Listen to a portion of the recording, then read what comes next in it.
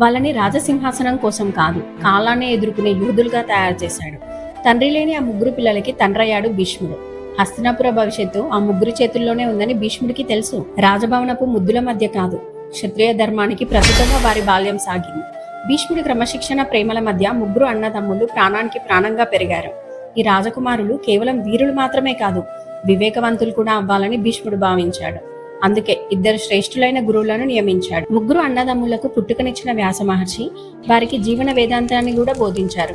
ధర్మం అంటే ఏమిటి, ఒక రాజు ప్రజల్ని ఎలా రక్షించాలి, క్లిష్ట సమయంలో ఎలాంటి నిర్ణయాలు తీసుకోవాలి లాంటి రాజనీతి శాస్త్రాలను, ఉపనిషత్తులను వ్యాసుడు వారికి నూరిపోశాడు.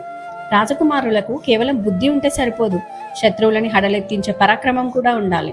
అందుకోసం భీష్ముడు కృపాచార్యుడిని కులగురువుగా నియమించాడు. కృపాచార్యుడి పర్యవేక్షణలో ముగ్గురు అన్నదమ్ములు ఉదయాన్నే లేచి విల్లు విద్య, కత్తిసాము, గదాయుద్ధం, రథం నడపడం వంటి కఠినమైన యుద్ధ విద్యలను అభ్యసించారు. అప్పట్లో పిల్లల్ని కష్టాలు తట్టుకునేలా పెంచేవారు. ఇప్పుడు అన్ని ఫెసిలిటీస్ ఇచ్చి పెంచుతున్నాం. మనం పిల్లల్ని ప్రేమతో పెంచుతున్నామని అనుకుంటున్నాం, కానీ వాళ్ళు చిన్న కష్టం వస్తే కూడా తట్టుకోలేని పరిస్థితి అయ్యింది ఈరోజు.